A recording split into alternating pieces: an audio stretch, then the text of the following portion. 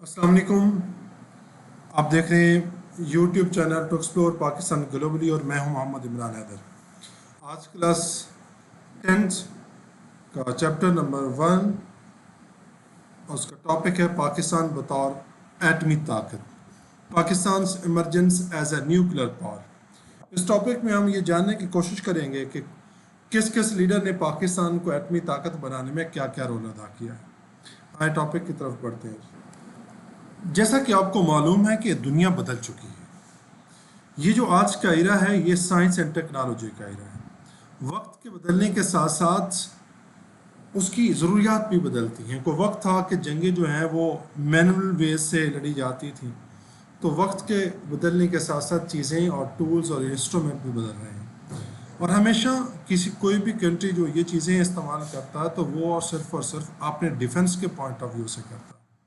तो उसके लिए अगर जुल्फ़िकार अली भुट्टो की बात की जाए तो जुल्फ़िकार अली भुट्टो पाकिस्तान के पहले वज़ीर आज़म, पहले तो न थे, ये 9वें वज़ीर आज़म थे। और उन्होंने, पहले इसलिए कह रहा हूँ कि उन्होंने as being prime minister of Pakistan को एटमी ताकत बनाने में भरपूर किरदार अदा किया। उसमें सबसे पहले इन्होंने 1971 के अंदर में कराची में एक एटमी घर का क़याम अमल में लेके आया, जो कि पाकिस्तान का पहला एटमी घर था जिससे बिजली पैदा की जाती है। Setup of atomic plant in 1971 के अंदर 1971 के अंदर ये कारनामा सर अंजाम दिया गया। अब दूसरा मेन कारनामा जो था वो था फ्रांस से एटमी प्लांट का मुआहदा, atomic plant contract with France. Zulfikar Ali Bhutto ने यह कहा था कि हम भूखे तो रह लेंगे, रूखी सूखी खा लेंगे, लेकिन पाकिस्तान को इस टाइम अपने डिफेंस के पॉइंट ऑफ व्यू से एटम बॉम्ब बनाने की ज़रूरत है, तो हम हर हाल में हर कीमत में बनाएंगे। तो जुल्फ़िकार अली भुट्टो ने फ्रांस के साथ एटमी मुआहदा किया, और जो कि वो 1976 में हुआ था। इससे पहले 1974 में इंडिया जो हमारा दुश्मन था वो बम धमाके कर चुका था। पोखरान का इलाका जो सूबा बलूच है उनका, राजस्थान, वहाँ पे 1974 में इंडिया पहले ही एटमी धमाके करके पाकिस्तान को भी वार्न कर चुका था और दुनिया को बता चुका था कि मैं जो है वो एटमी ताकत बन चुका हूँ। और ये प्लांट की जो ख़रीदारी का मुआहदा किया 1976 के अंदर जुल्फ़िकार अली भुट्टो ने, और वो मुआहदा जो था उसमें जो टोटल रकम जो थी उसका तकरीबन $40 करोड़, 40 करोड़ डॉलर जो है वो पाकिस्तान, इसकी टोटल कीमत मुतय्यन हुई, और उसमें से $10 करोड़ पाकिस्तान ने पहली अपनी इंस्टॉलमेंट किस्त जो थी वो फ्रांस के हवाले कर दी। जैसे ही पाकिस्तान ने उसके हवाले की फ्रांस के, तो उसमें जो अमेरिका, इंडिया, रूस इस मैदान में उतरे और उन्होंने फ्रांस के ऊपर जोर दिया कि वो पाकिस्तान के साथ जो उसने मुआहदा किया है एटमी रीप्रोसेसिंग प्लांट देने का, वो मनसूख करे। और ऐसा ही हुआ कि अमेरिका, रूस और भारत ने फ्रांस के ऊपर जोर दबाव डाला, और उसके बाद जाके उसका नतीजा ये निकला कि पाकिस्तान को वो एटमी रिएक्टर जो था, रीप्रोसेसिंग प्लांट जो था, वो देने से वो इनकारी हो गया। मजबूरन उसने इस मुआहदा की फराहमी से हाथ खड़े कर लिया। इसके बाद नंबर 2 में अगर हम डिस्कस करें तो वो रोल ऑफ जनरल ज़िया-उल हक का किरदार जो था as being president of Pakistan as well as he was chief martial administrator, जिसको आप चीफ ऑफ आर्मी स्टाफ भी कह सकते हैं। तो जनरल ज़िया-उल हक के दौरे हुकूमत में उन्होंने सबसे पहला काम क्या किया, जौहरी प्रोग्राम की तैयारी की। जौहरी प्रोग्राम की तैयारी किसके ज़ेरे निगरानी की और किसके हैंड ओवर ये काम किया, doctor AQ Khan, doctor Abdul Qadeer Khan की निगरानी में पाकिस्तान जौहरी प्रोग्राम की तैयारी शुरू कर, प्रिपरेशन ऑफ न्यूक्लियर प्रोग्राम। अब इसके अंदर क्या था कि 1984 में उन्होंने ऐलान किया कि पाकिस्तान ने यूरेनियम को अफजूदा करने की तकनीक में महारत हासिल کر چکا ہے. ٹیکنیک آف یورینیم انریچمنٹ کہ اس کے اندر پاکستان جو ہے وہ مہارت ایکسپرٹی حاصل کر چکا. اچھا یہاں پہ ایک دو چیزیں ہوتی ہیں. جو ایک عام اسلحہ گولی وغیرہ ہوتی ہے اس کے اندر بارود استعمال کیا جاتا ہے. جو ایٹم ہوتا ہے اس کے اندر نیوکلیر استعمال کیا جاتا ہے. جو کہ نیوکلیر ہوتا ہے وہ کیونکہ ایک میٹل ہے, منرل ہے, جسٹ لائک آئرن جو ہے آئرن کی نسبت یورینیم زیادہ جو ہے وزنی ہوتا ہے, ویٹ والا ہوتا ہے. ایٹمی طاقت کا حصول, پاکستان نے ایٹمی طاقت کا حصول بھی اسی ہی ٹائم میں کر لیا تھا. اور کہا جاتا ہے کہ ایک ٹائم میں جنرل ضیاء الحق نے پاکستان اور انڈیا کا کرکٹ میچ ہو رہا تھا تو اس میں انڈیا میں, اور سڈنلی جنرل ضیاء الحق بتائے بغیر انڈیا کے دورے پہ پہنچ گئے. انہوں نے اس وقت کے جو وزیر اعظم تھے ان کو باخبر کیا, ان کو آپ یہ کہہ لیں کہ ایک سرپرائز بھی دیا, آپ ان کو کہہ لیں دھمکی بھی دی کہ وہ پاکستان کو گیدڑ ببکیاں لگاتے تھے. اور جنرل ضیاء الحق نے ان سے جا کے کہا کہ ایک بات ذہن میں رکھیے گا, اگر آپ کبھی بھی پاکستان کی طرف میری نظر دیکھیں گے اور پاکستان کو اڑانے کی کوشش کریں گے تو مسلمان, کیونکہ پاکستان اسلام کے نام پہ بنا ہے اور پاکستان مسلمانوں کا ملک ہے, مسلمان پھر بھی مسلمان قوم پوری دنیا کے اندر ہے, بہت سے مسلم کنٹری, مسلمان پھر بھی بچ جائیں گے.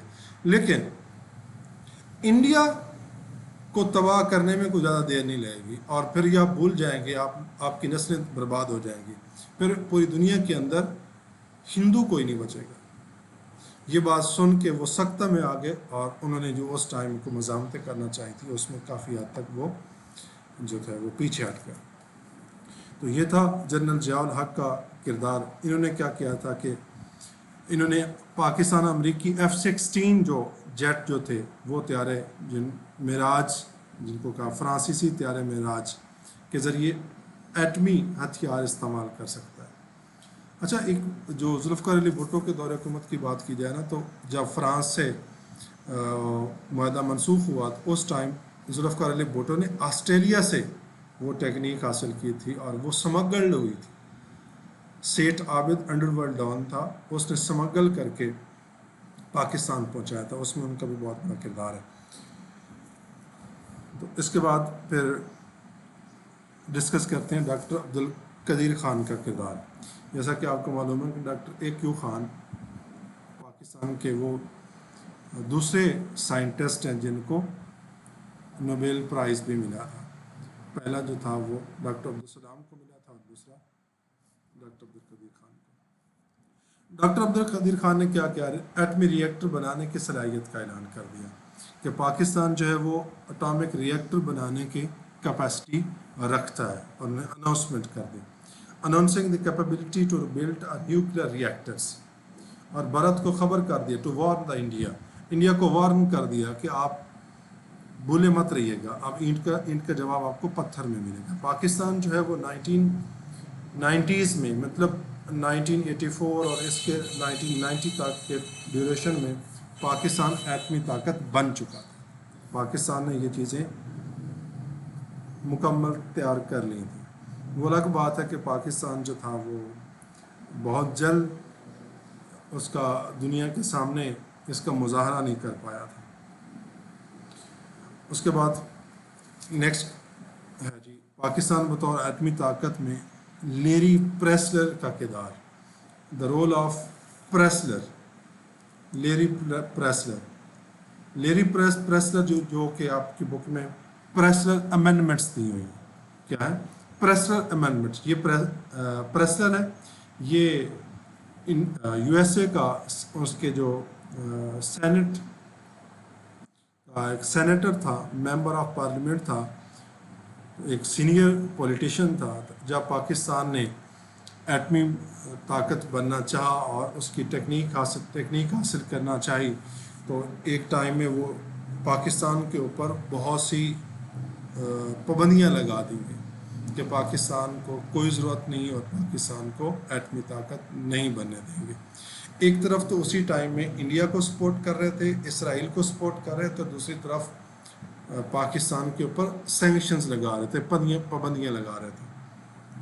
اور یہ کام جو تھا یہ جو پریسلر تھا 1 अक्टूबर 1990 में ये काम किया था। ये ड्यूल स्टैंडर्ड था, माइट इज़ राइट वाली बात है, जिसकी लाठी उसकी भैंस। जो कमज़ोर है उसको दबाने की कोशिश करते हैं, जो बड़ा होता है उससे मिल के चलने की या उससे जो भी है कंप्रोमाइज़ करने की बात करते हैं। क्योंकि बीजेपी पार्टी जब 1999 में दोबारा बरसर इक़्तिदार में आई, इंडिया में हुकूमत में आई, उन्होंने दोबारा फिर 11 मई 1998 में कि 11 मई 1998 को उन्होंने फिर एक मरतबा राजस्थान रियासत में पोखरान के इलाके में जाके उन्होंने फिर एटमी धमाके किए।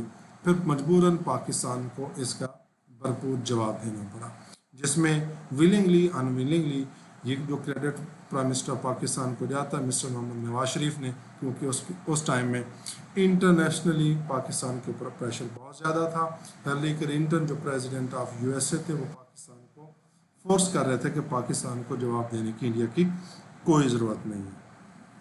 लेकिन सबसे पहले पाकिस्तान की अमेरिका की पाकिस्तान को धमकियाँ, यूएसए थ्रेटन्स पाकिस्तान को धमकी दी कि हम आपको सियासी तौर पे, माशी तौर पे बहुत सी पाबंदियों में जकड़ देंगे, ये करेंगे, और ऐसा हुआ भी सही।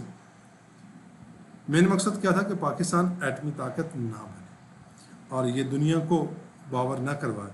लेकिन हमारे जो इंटरनल मामला थे, हमारे जो ज़ाती मफादात का जो तहफ़्फ़ुज़ था, वो सिर्फ इसी बात में था कि पाकिस्तान एटमी धमाके करे, इंटरनेशनल प्रेशर से निकल कर।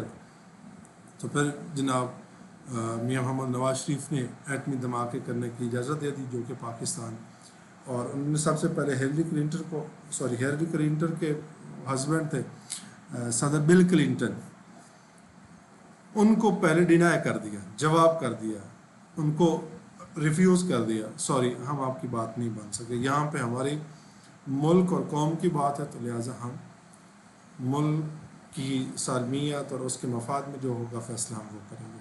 तो इस सूरत में पाकिस्तान ने चागी के मकाम के ऊपर, जो कि बलूचिस्तान के सूबा के अंदर ईरान के बॉर्डर के साथ चागी हिल्स हैं, वहाँ पे पाकिस्तान ने एटमी धमाका किया था, जो कि 28 मई 1998 में भारत को जवाब दिया था। पाकिस्तान ने मुंह तोड़ जवाब दिया, और कहीं कहा जाता है कि पाकिस्तान ने 5 धमाके किए, जो कि बुक में आपके लिखा हुआ, और कहीं पे लिखा हुआ 7 पाकिस्तान ने एटमी धमाके किए। 5 की ये 7 किए, लेकिन दुनिया को बावर करवा दिया कि पाकिस्तान इस टाइम 8वीं बतौर एटमी ताकत दुनिया के अंदर उभर के आ चुका है।